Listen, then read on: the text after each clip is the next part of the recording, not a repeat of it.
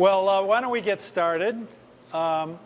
It's 6 o'clock, and we try to wrap up in around an hour so that you'll come back next time.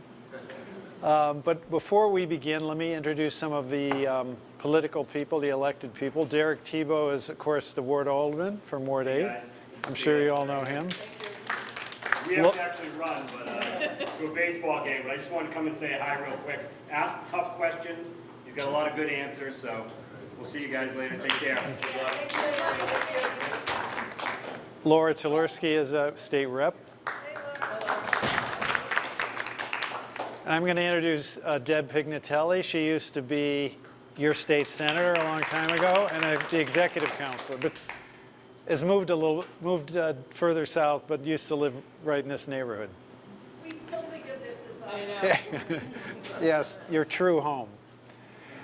So usually what I do is I talk about a few things that are going on with the city, and then take your questions, comments, anything you want to talk about. So, of course, we all see what's going on the national level with the tariffs, with everything else. In terms of the way the city may be affected, whoops, is that me? In terms of the way the city may be affected, we know the tariffs are going to increase city costs. We're trying to build a city public works garage now, sort of in a design phase. We've been told, well, the tariffs are likely to add $4 million to the cost of that. But that remains to be seen, and we'll see. But it could easily hit the city vehicles, because we buy a lot of public works equipment, a lot of steel, a lot of probably out-of-country parts, things like that. These vehicles cost a lot of money, so a garbage truck costs $400,000 or $500,000, and so we could be hit on that front. In terms of the cuts to the federal budget, which may impact Nashua, we've been told we're going to lose some health grants. We are, I think, at risk. We've lost FEMA money. FEMA is the Emergency Management Agency. We're losing those grants. We were supposed to be being reimbursed $900,000 for COVID-related expenses from FEMA. It looks like the maximum we're going to get is $300,000. There's some very larger sources of federal funds that we don't know what will happen.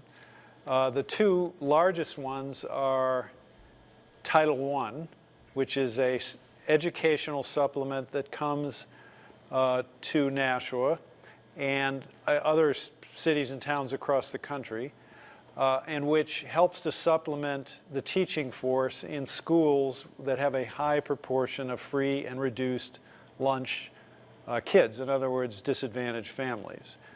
And we receive enough to pay for about 50 teachers in a group of elementary schools. Bicentennial is not one of them, but nearby Fairgrounds is a Title I school, Ledge Street, Amherst Street, Mount Pleasant, Dr. Crisp, and Sunset Heights. I was talking to the school superintendent the other day. I said, do you think that's a risk? And he said, yeah, it could be. So I don't know. We'll see. Another source of money that people depend on is the money we get to help support the city bus system. That, like all public transit systems across the country, receives receives federal support. We put a lot of city money into it, but receive federal money as well. And without the federal money, we would probably not be able to operate the system at all, because we just couldn't make up all the dollars. And we could be affected elsewhere. Can you give a figure about how much debt you're expecting that to be? How much we could lose? Yeah. $1.5 million.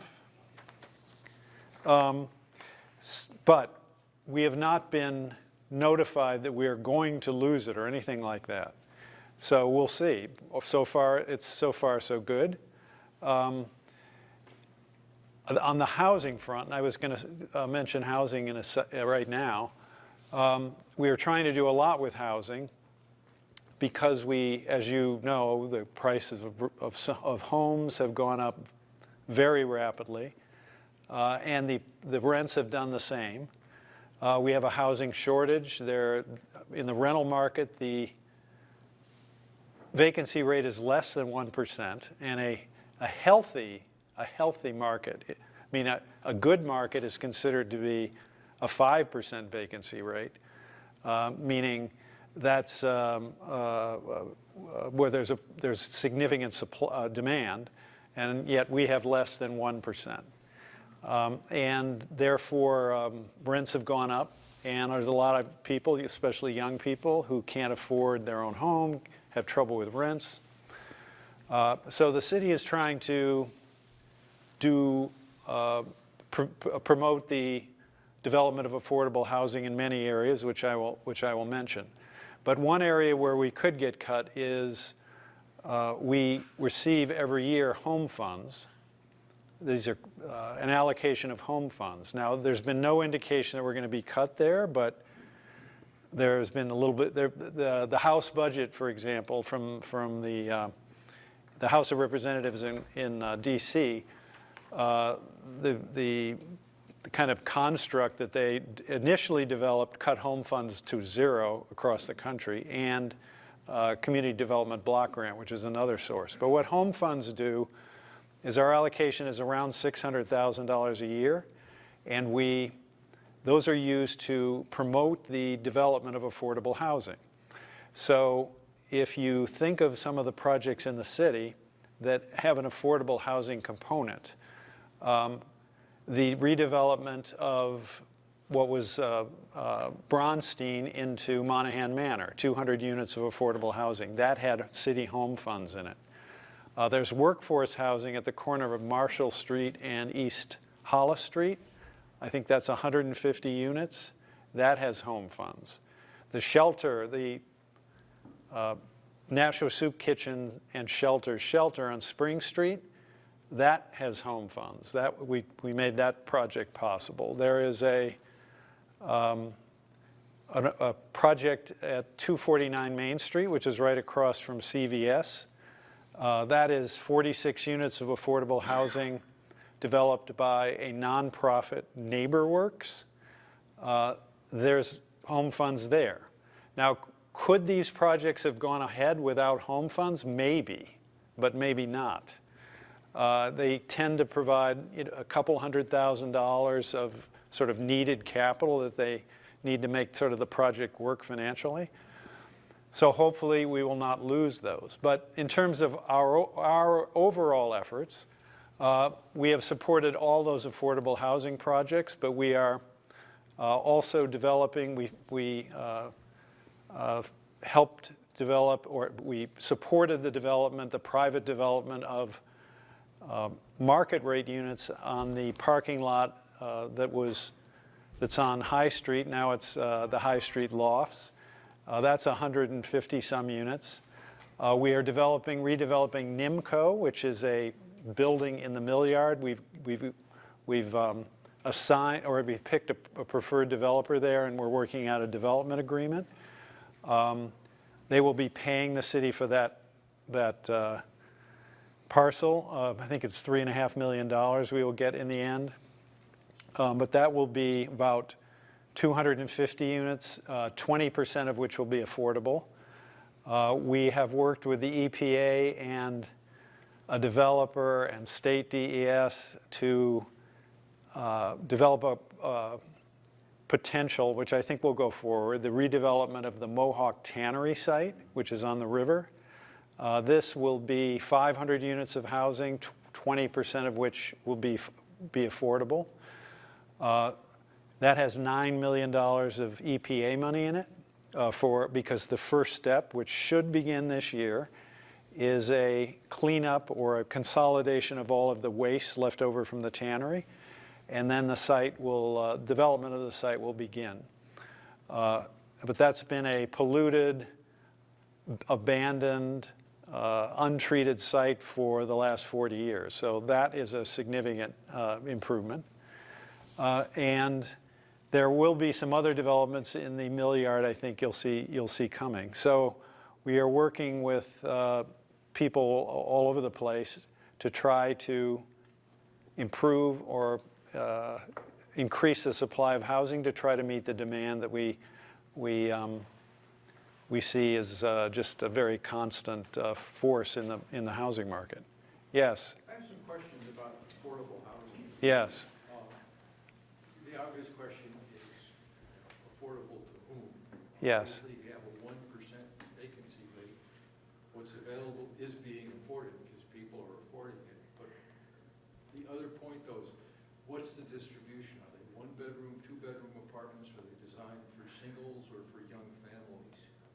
It depends on the project and the level of so-called affordability. Just in general, is there a distribution you're shooting for? Well, if you take let's take Monahan Manor. Now that is the most affordable of all these projects. It ranges from, basically you pay almost nothing for those who can't afford it, but usually the affordability is measured in compared with AMI, area median income. So there are some projects that are 100%. That's considered affordable. Some 80, some 60, some 40. So for example, the NeighborWorks project has various levels of affordability. Same with Monahan Manor. Some of the others, the level across the board is 80% of AMI. I'm trying to get at something different. Are we thinking about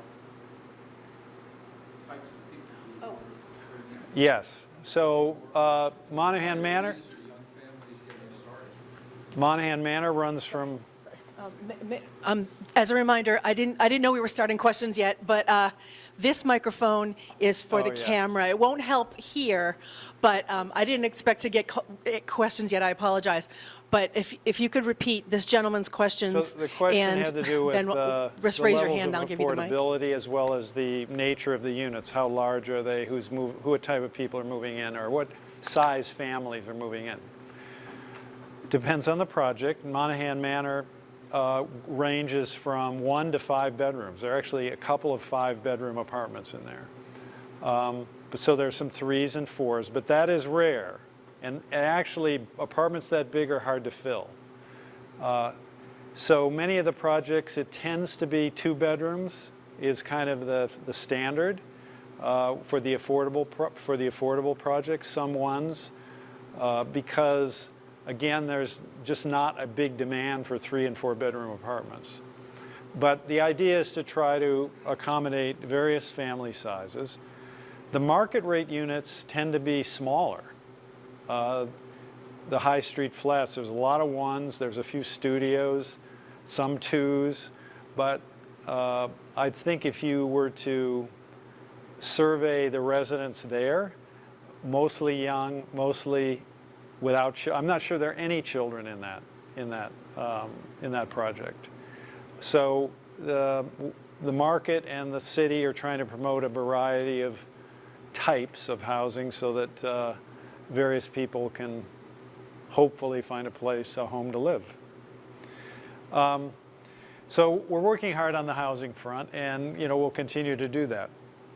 Now, the one thing I did want to mention to you was the city budget, and this is very timely because the budget is pending right now and is going to be voted on, I think, next week by the Board of Aldermen. Of course, as the mayor, I propose the budget, but the Board of Aldermen has to pass it, and they have the final say. But what I asked this year, because we know that property taxes are high, this is the system we're given here in New Hampshire. Laura can tell you we've had a lot of what they call downshifting over the years. Various things happen at the state level that increase that reduce revenue, or in other ways increase local expenses. So I asked the departments to give us a 3% operating budget, not including items over which they have no control. And what I mean by that is, for example, healthcare costs. They do not, the police department, the fire department, they can't really control what healthcare costs are. So their operating budget, the police, the fire, the city hall as a whole, public works, they came in at the 3% level. And yet we have certain very large and costs that we can't control that kind of add to that kind of base budget. For example, I mentioned healthcare. That is up this year a little over 9%, which is $4 million plus as an increase on that item. And we are self-insured. We have a claims manager that deals with the claims, but we save money by being self-insured. And that's been true for decades. The city bus contract, or school bus contract, is going up 20%, or about $1.8 million from beginning on July 1. We tried to see if the only bidder for that contract, which is First Student, would give us, they bid on a 5-year contract, give us a shorter term contract so maybe we could try to work some alternative, some other way of providing some of the bus services, but they said, well, yeah, we'd give you a shorter contract, but we're going to raise the price even more. So in the end, the school department decided to they really had no choice. They have a legal obligation to deliver bus, to provide transportation, and the contract year begins on July 1. So between April and July, they can't really set up another system. But that is an extraordinary cost. The presumption has been created that firefighters who contract cancer, that is a work-related condition. This is based on scientific research, but that does increase we project it is going to increase workers' compensation costs by $1.2 million, which is a 50% increase. And so those kind of additional costs certainly add to this 3% that I was talking about. But I thought I would just, since we had the public hearing on the budget last week and we had some slides, I thought I'd just bring them along. If you look, you will see that 75% approximately of the city costs are wages and benefits. Debt service, although people often have the impression that the city debt is like a huge proportion of the city budget, it's really not. It's 6% or a little bit more. And then on the other side, you can see where the money really goes. Schools is over 50% of the money. Police comes next, then fire, then public works, in terms of our operating departments, and then all of the other departments. That includes all of City Hall. There are many departments there, plus the library, plus public health. That makes up another 15%.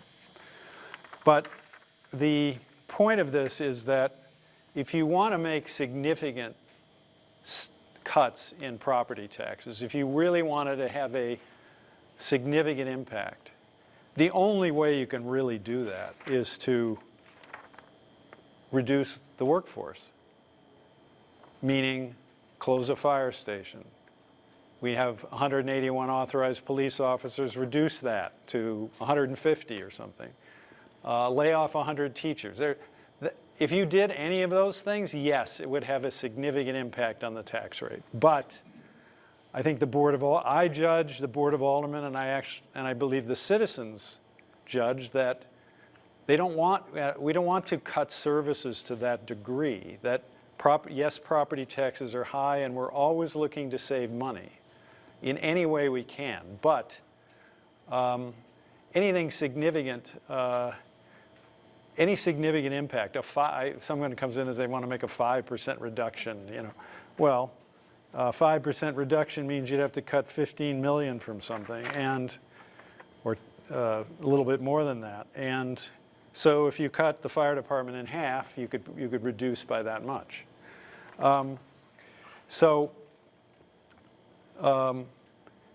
Oftentimes we hear people, and there's been some letters going around, well, all this wasteful spending and everything.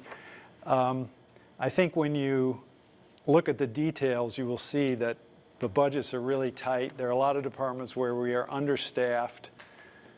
Parks, we don't have nearly enough people. Actually, a lot of the city hall departments are overly stretched, but we don't want to add people just because of the costs associated with it. So we run very, very lean. So with that, maybe I will conclude and then just answer whatever questions or any comments, questions that you'd like to have. Now, Kathleen here has the microphone, and the point of that is so we can capture the question, and so people watching can get the question and the answer. Yes, ma'am. Oh, I'm sorry. No, go ahead. Go ahead. Go ahead. So I had two questions. One, how much in dollars have we used from FEMA historically, say in the last 5 years? So what would be the impact of losing FEMA funds? And second, there was no mention of cuts to Medicare or Medicaid. Yes. And how does that impact our community health operations, Lamprey Health or others like that? Well, let's talk about Medicaid first because it's much more significant. And I probably should have mentioned that at the beginning. I mean,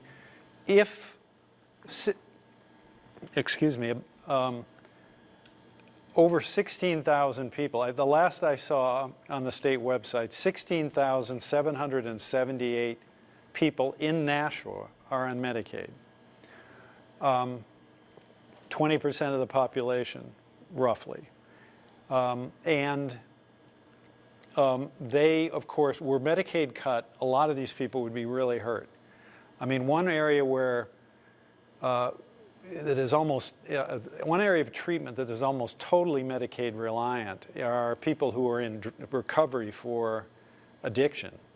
A lot of times people who are on the street or who've been involved with some of these highly addictive drugs, they've lost everything. So they got nothing. They have no job, no assets, anything. They can't pay for health care. We get them into treatment with Medicaid, making them Medicaid eligible. But you asked about the health care providers. They're very reliant in varying degrees. You mentioned Lamprey. They're heavily reliant on Medicaid. Now, Lamprey, if you don't know, the Lamprey Healthcare Center is down on Prospect Street down near Harbor Ave. They serve essentially low-income people. And they are very worried about these Medicaid cuts. Harbor Care, a downtown health care, there's a federally qualified health center, Lamprey and Harbor Care. So Harbor Care is another one.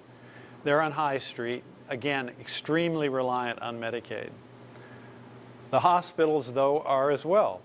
I think Southern is only 10% of their revenue comes from Medicaid. I think it's more at St. Joe's. But still, I mean, we're talking about a lot of money. So were they to lose these revenue sources? I don't know. Could Lamprey survive? I don't know. So the impact could be very significant. In terms of FEMA, we don't, in terms of what we get on an annual basis, it's not that much. We have a emergency management director whose name is Emily Marticello. She often has interns and that are paid for FEMA grants. Some of the equipment that they use, vehicles and stuff, are paid for by FEMA. But the biggest thing would be the loss is likely to be this loss of the COVID reimbursement we were supposed to get, which has gone from $900,000 to $6 and now to $3. So there's $600,000, which we were supposed to get. Hopefully we'll get the $3. You know, an area of emergency services that we might lose, but this is state, which is well, it's federal money that comes through the state, I think. Yeah, no, it's the well, maybe Laura can help me with the source, but some of the first responder units, SWAT, the dive team, which is the fire department, the bomb team, which is the police department, their equipment, which is expensive and very specialized, has been paid for through the federal government. And we've been notified, sort of coming back to me in terms of where it's coming from, but we've been notified that we're not going to get that anymore.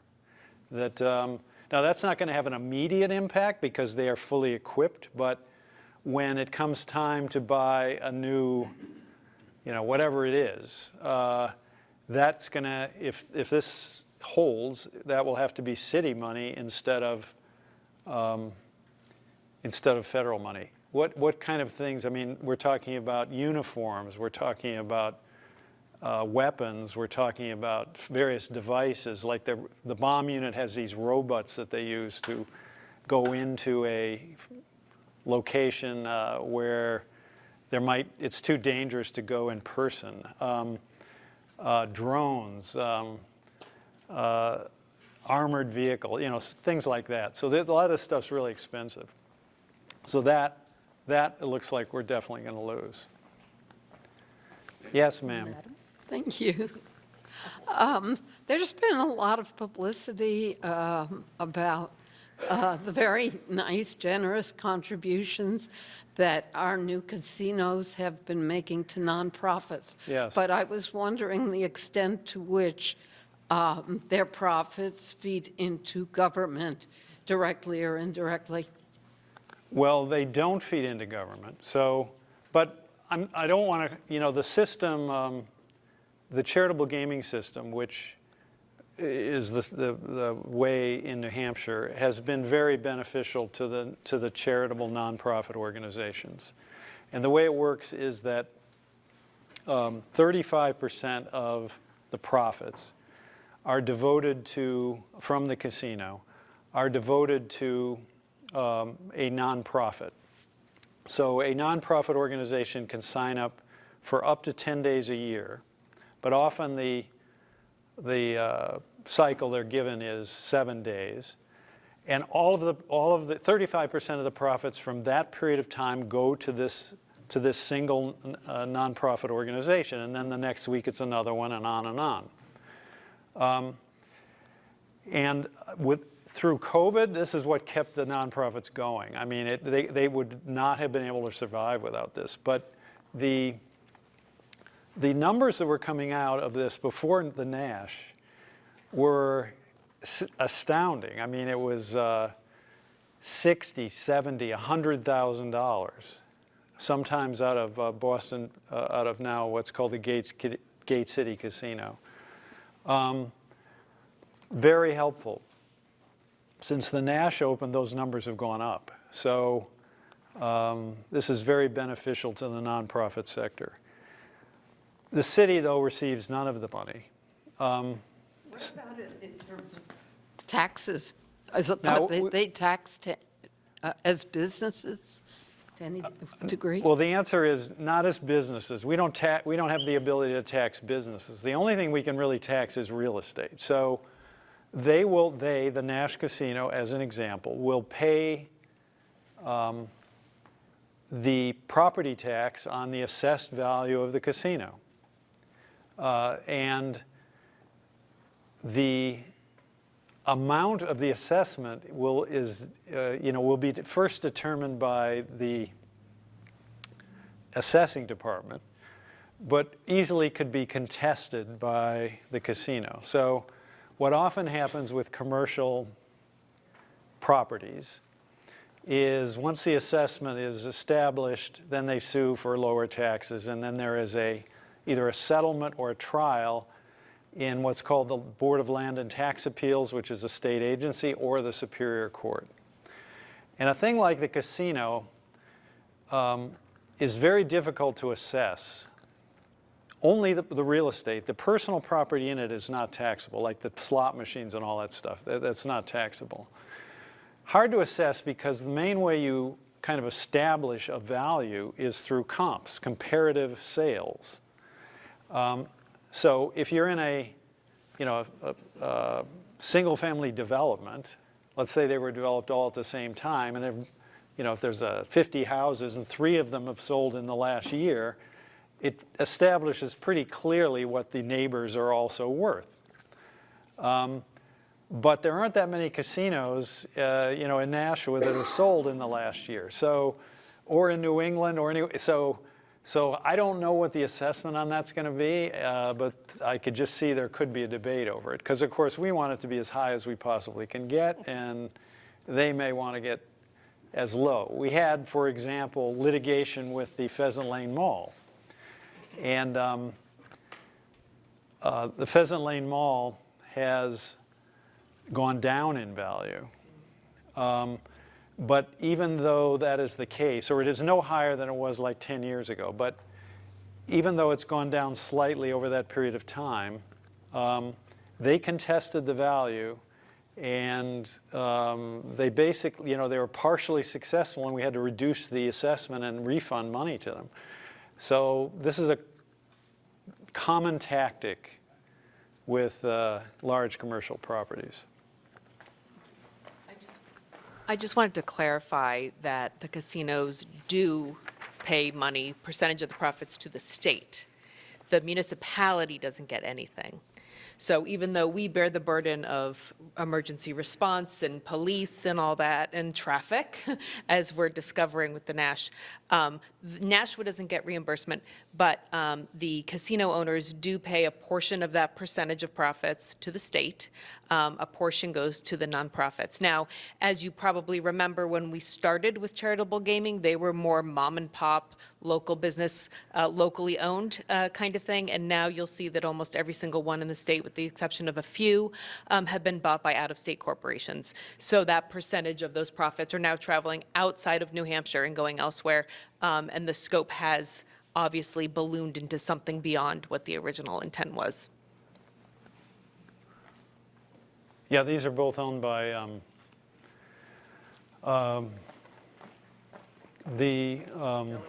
Delaware. Delaware North owns what was Boston Billiard, now Gate City Casino, and some Kentucky Churchill Downs owns the Nash, I guess. So these are big companies that, since the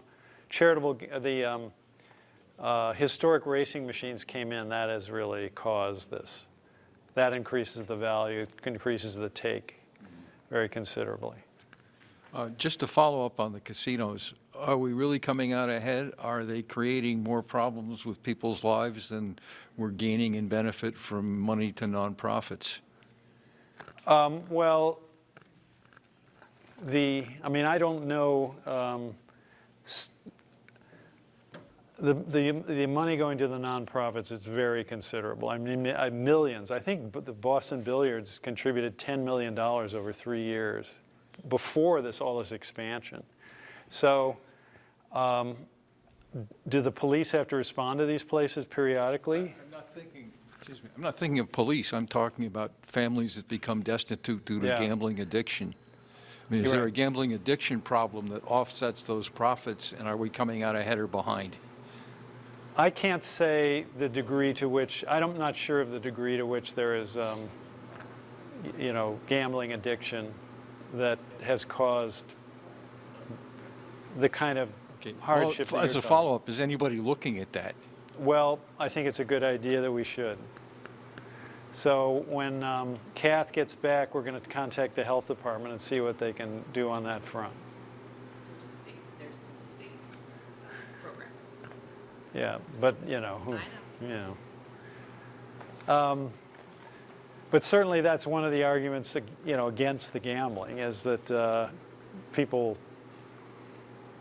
can suffer from it. I guess on the other side, they could go down to, you know, the Encore or whatever. Yeah, well, yes, It's too easy. It's casinos. yeah, Are not the problem. You can play 7 bets during a football game. or yeah, a yeah, I mean, it's everywhere, If you got a problem there, you got a problem. yes.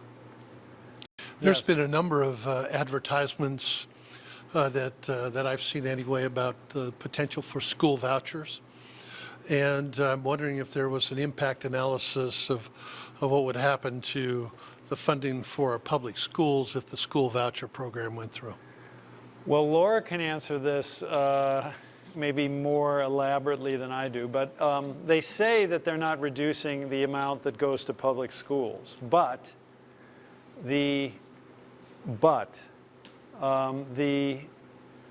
New Hampshire is 50th in the United States in terms of the percentage of local educational costs that is provided by the state of New Hampshire. So we are last in the country, the lowest. Now, they haven't reduced the number in absolute dollars, but as they divert money, and I guess the number is going to be huge to the voucher program, those are monies that could be going to public schools but are not. So the absolute dollars going to public schools are not being reduced, but on the other hand, there's a lot of money going to this other source, the vouchers. Yes. Rita? Can I just turn? Yeah. Let me just turn. I don't like my back to people. Yeah, so when the voucher program was first brought into the state, it was stuck in without a proper public hearing and put in the budget in 2021. It was first presented as an optional program for low-income families to have some kind of school choice for their kids. Since then, the majority has pushed up that income level for families again and again and again. Right now, the current law is 350% of federal poverty level can receive this money. Now, to put it in perspective, what that is for a basic child who is in school is a check for about $5,500. If your child has special needs, there are some increases to that. But you know how much tuition costs at, say, Bishop Girton or St. Chris? Well more than that $5,500. So very few low-income families actually participated in the program as intended. Some studies have shown that about 85% of all families receiving these vouchers already sent their kids to private schools. So there is a push right now in the legislature. The governor put in her proposed budget basically universal vouchers, no income limit, but your child has to be in public school. That was her way of putting some kind of limit on it. House Republicans put universal vouchers for everyone in the budget, and it appears the Senate will likely keep that in. There's also all bills alive with that same policy. So the intention is to blow the roof off the top and have it be universal to millionaires who are already sending their kids to private schools. Now, the one thing for people who don't understand what vouchers are, yes, it does not decrease the amount of school funding the state gives. However, let's just say here at Bicentennial School, they lose maybe 2 students from each grade, right? That's not a lot. You're not going to close a classroom, you're not going to let a teacher go, but you spread that out over the whole school. You still have to heat this building, you still have to turn the lights on, you still need a cafeteria team that's going to put a hot meal in front of the kids. It's just sort of the slow strangling of our vibrant public school system and what we need to make sure that we have educated community. And generally speaking, the bulk of that money now is going to people whose children are in private school and potentially don't need the money. Yeah, so the most recent, I wish I could say it was an audit, but the Department of Education, the whole program is managed by a private company out of New York that they say they are not required to audit the program, but there was one quick audit that was done last year where they reviewed about 60 of the applications and discovered that there were problems with about 20% of them, that the families were either didn't meet the income limit or were actually not New Hampshire residents, didn't have proper documentation that they lived in New Hampshire. But yes, the majority of the families were already sending their kids to private school. Did you have a question? And wait, let me just, sorry. let me get you next, but let me just stay on school funding for a minute. I mean, what I'm talking about is the basic adequacy grant that the municipalities get for each school student is $4,100. And that's supplemented to some degree for special ed kids and for kids in free and reduced lunch kids. But the basic adequacy grant, and that's what it's called, is $4,100.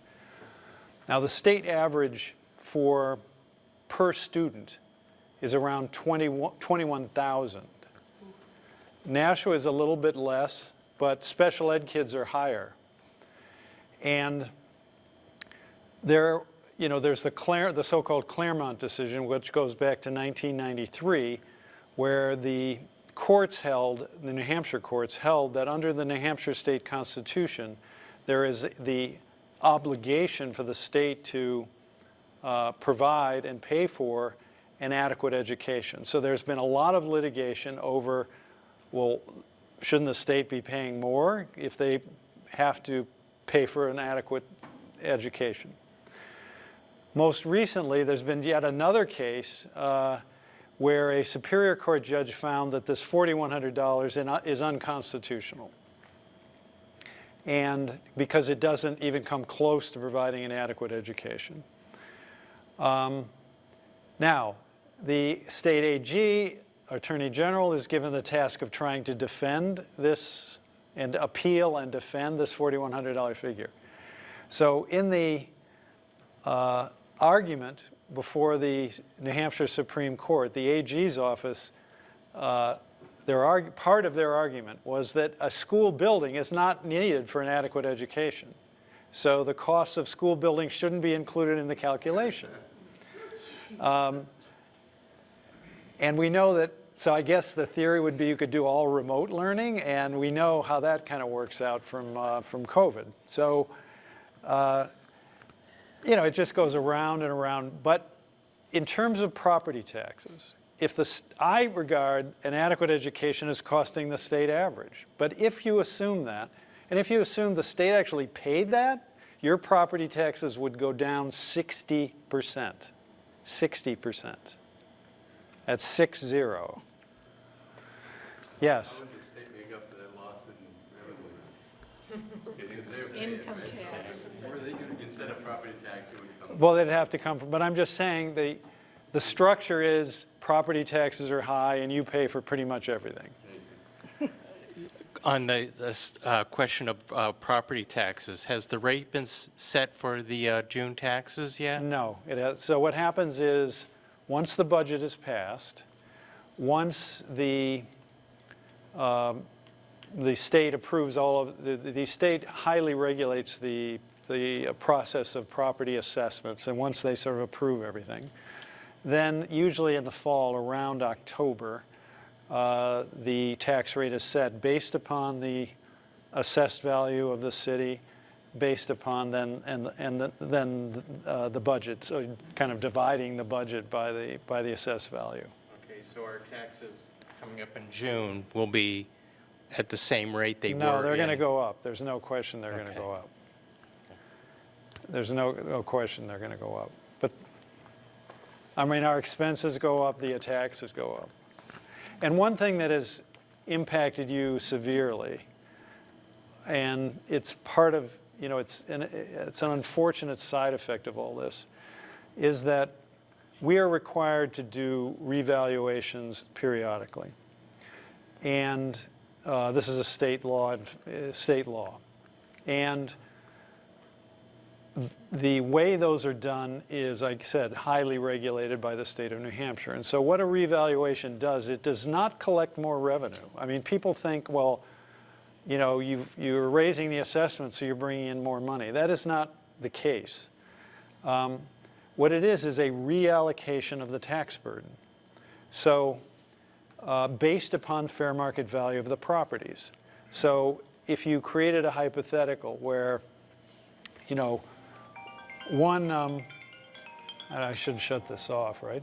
Where one property owner has 1% of the value in the city, they pay 1% of the tax burden. If there were a revaluation and everything else went up and that one went down, and now they had 0.5% of the entire value, now they pay 0.5%. So what has happened in the last decade are that the residential values have gone up very significantly, doubled probably in 10 years, and commercial properties have been stagnant.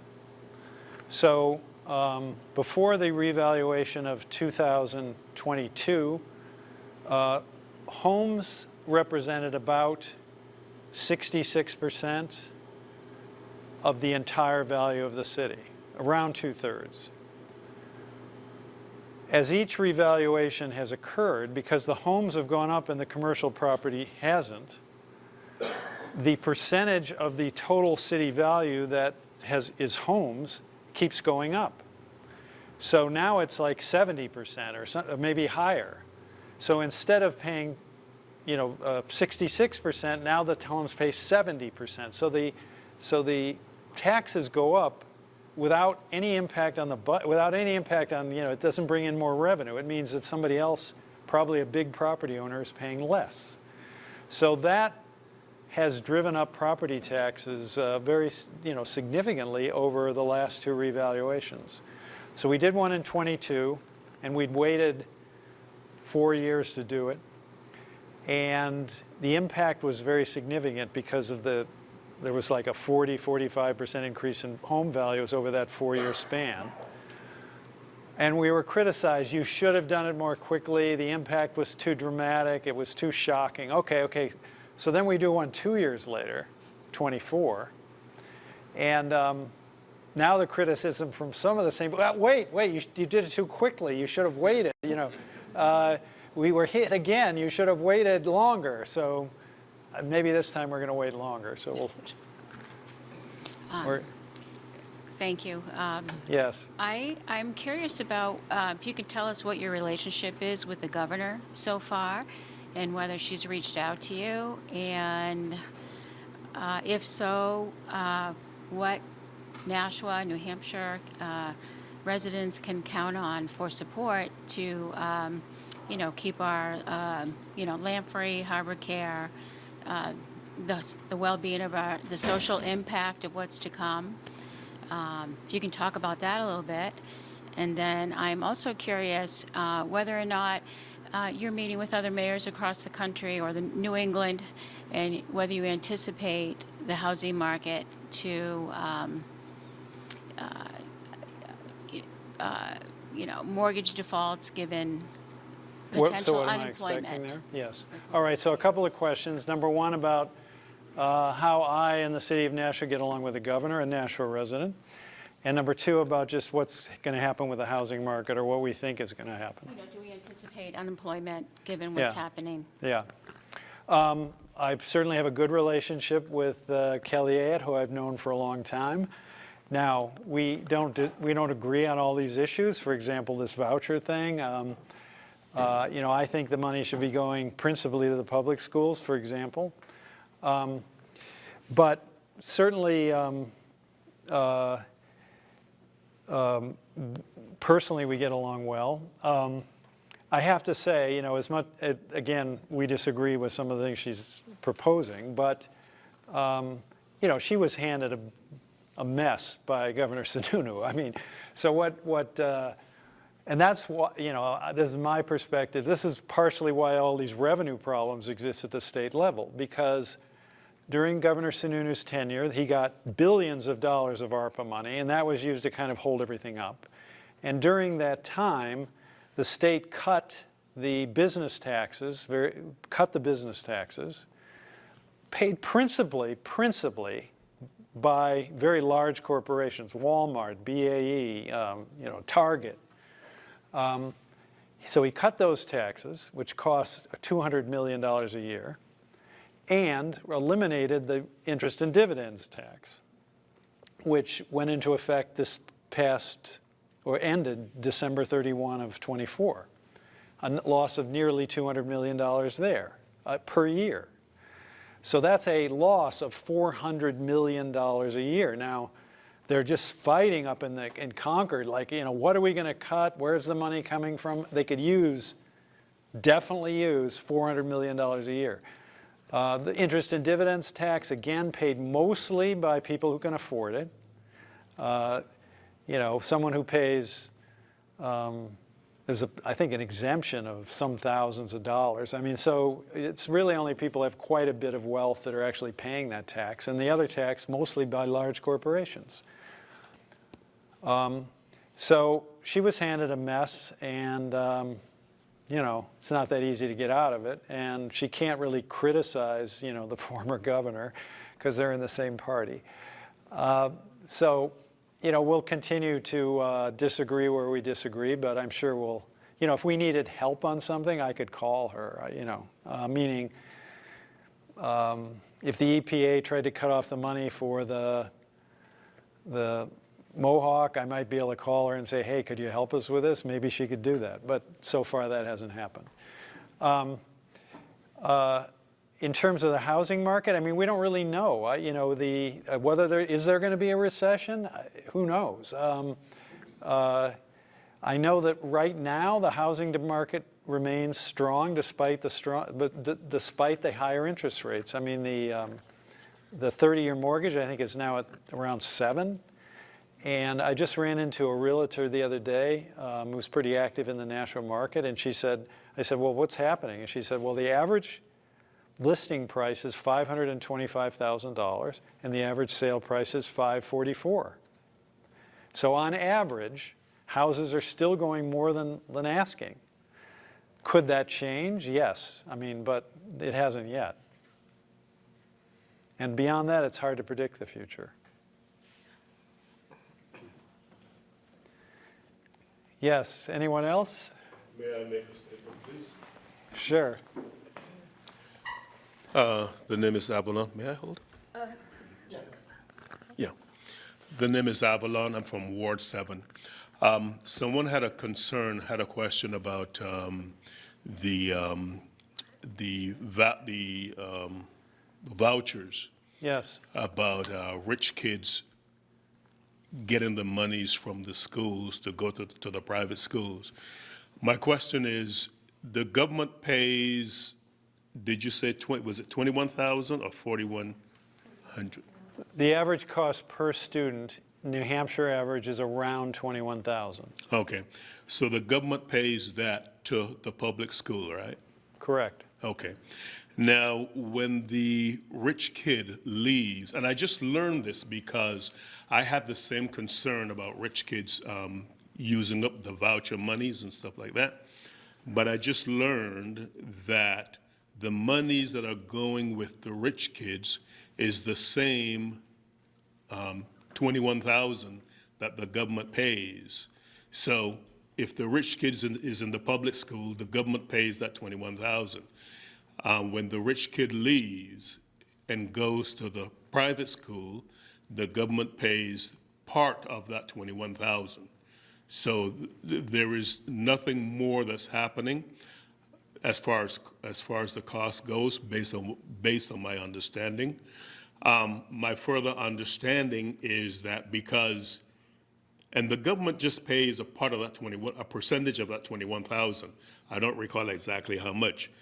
But based on my understanding, for the additional costs of that same education in a public school, which if we say it costs 21,000, and the kid is taking less than 21,000, then that has to be supplemented by let's say, other donors or contributors to the voucher. And based upon that, the kid would have to qualify for the voucher.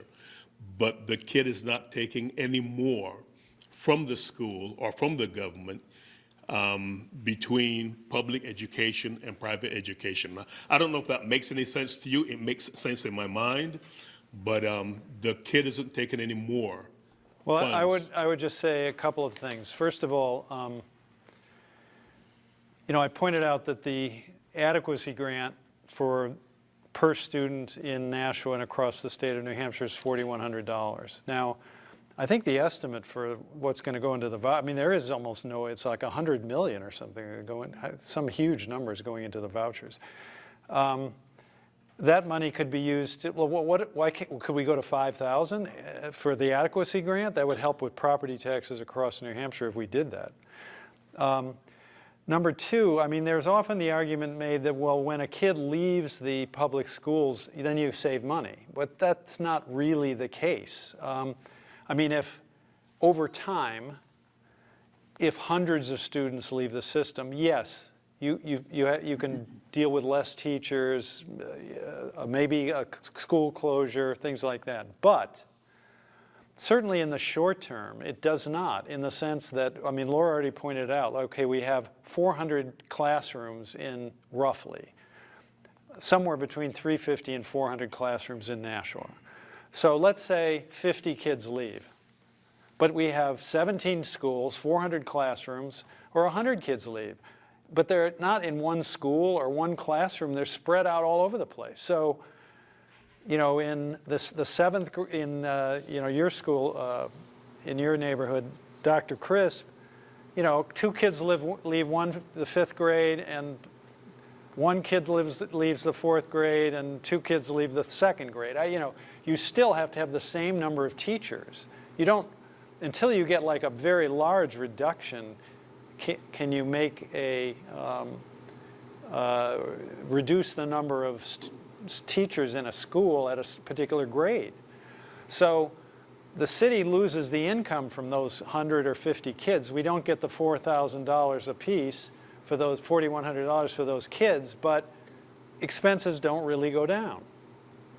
Now, the converse is somewhat true as well. I mean, if more kids move to Nashua, and if it's not if it's not thousands, if it's 200 more kids, it doesn't really increase the cost because it might increase class sizes a little bit, but again, there are 400 different classrooms, so 200 kids doesn't really affect things either way, up or down.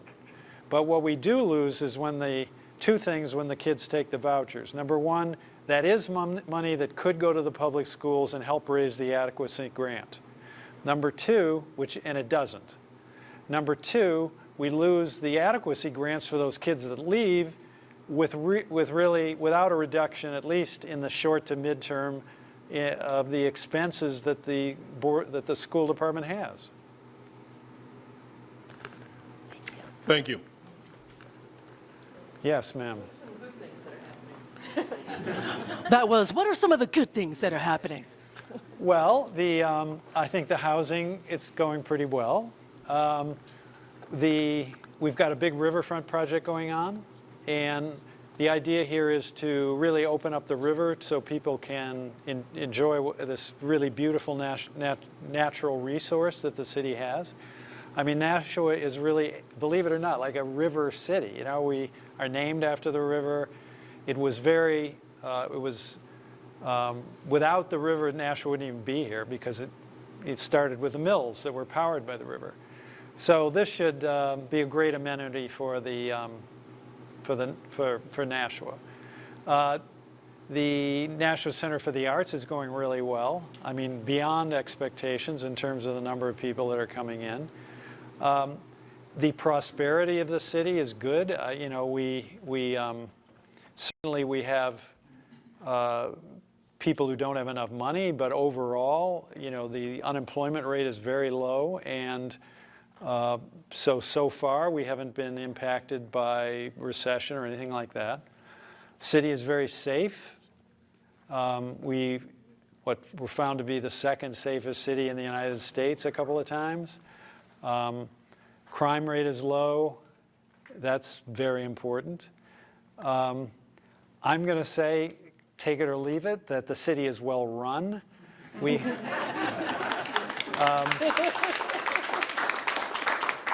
There's this wallet hub, and they compare the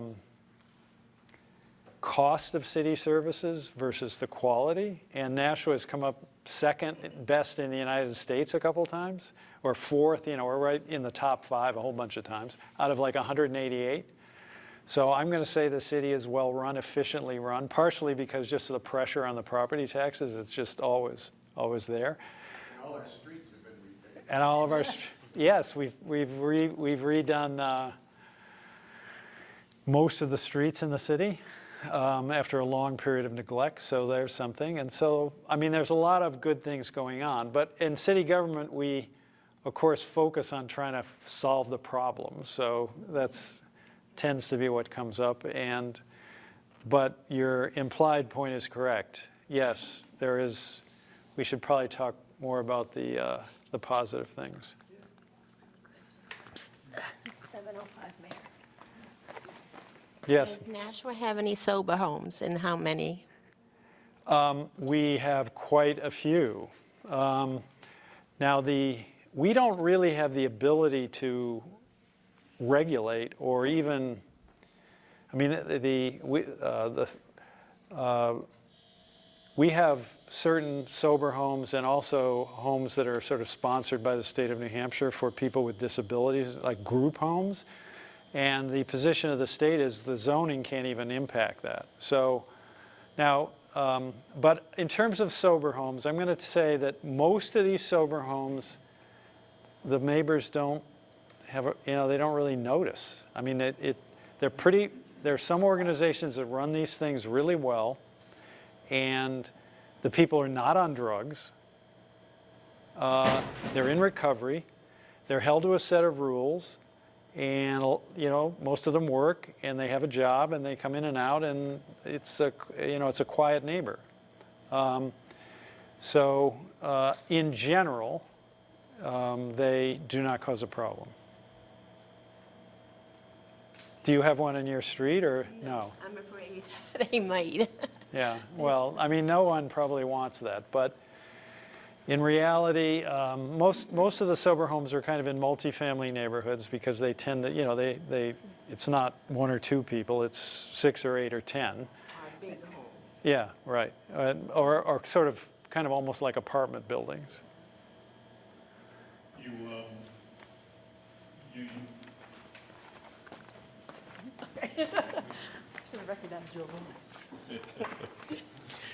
You made it a point to use the word, in general, referring to the sober homes.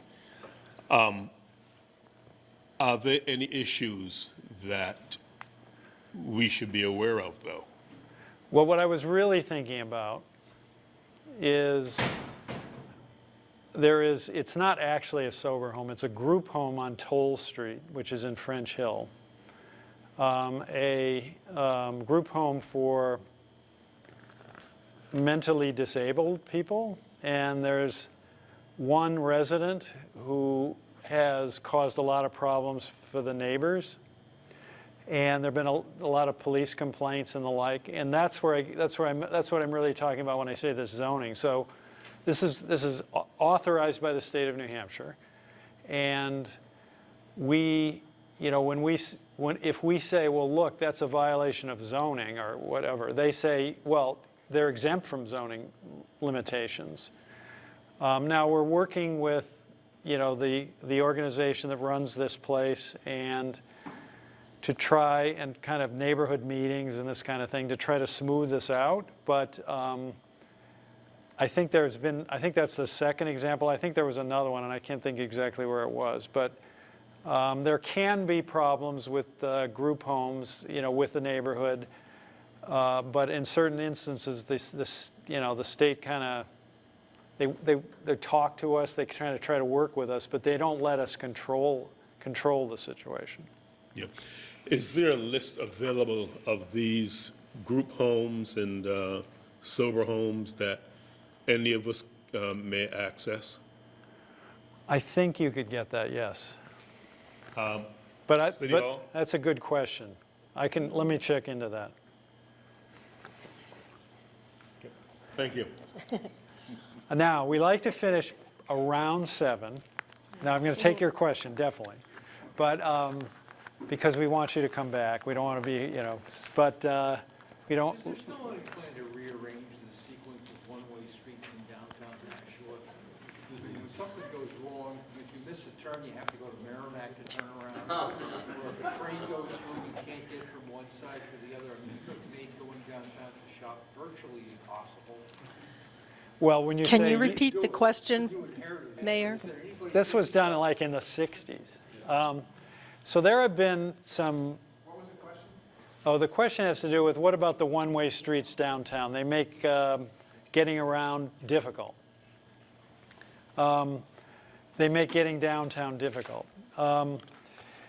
So this system goes back to the 60s. There have been some studies done regarding various things downtown, the one-way system. For example, but the changes are not as easy as you think. I didn't think they were easy. One thing we're seeking to do is to switch Pearl Street, but it still would be one way. It would West Pearl. It would run instead of the way it does now, which is east to west. It would come into the city west to east. But there's a project in the Oval that has to go on there first. There's some $3 or $4 million of kind of federal highway dollars, some local money, and that's a couple of years away. Now, if there would be some advantages, I mean, I think we'd have revolution if we tried this, but there are some advantages to two-way streets, namely that the traffic goes a lot slower. So if you were to make, say, and I know you're talking about more than just these two, but if you were to make like, Kinsley Street and Hollis Street two ways, back to two ways, which they used to be, it would be a dramatic difference in terms of the character of the neighborhood and all that. Now, no one has really proposed that, but it would slow down the traffic, but we would get flooded with complaints from drivers. I mean, because all of a sudden they couldn't drive 40 miles, get into downtown driving 40 miles an hour. That would. I don't have any sympathy. Yeah, so Spring Street could be changed, but the changes we're talking about are adjustments, not wholesale changes. All right, well, Just one question yeah. on the Frisbee golf thing Yeah. at Roby Park. Yeah. The Frisbee golf thing at Roby Park. I was wondering what the status of that was. The disc golf, I guess we call it, but it's like Frisbee golf, yes. That was approved by the planning board and should move forward pretty soon. But it just got planning board approval last week or something, 2 weeks ago. So, all right, well, thank you for coming. And if you have any other questions, just contact the mayor's office. Any thoughts, you can always, we welcome and look at all the comments, and a lot of times we get good ones, so thank you.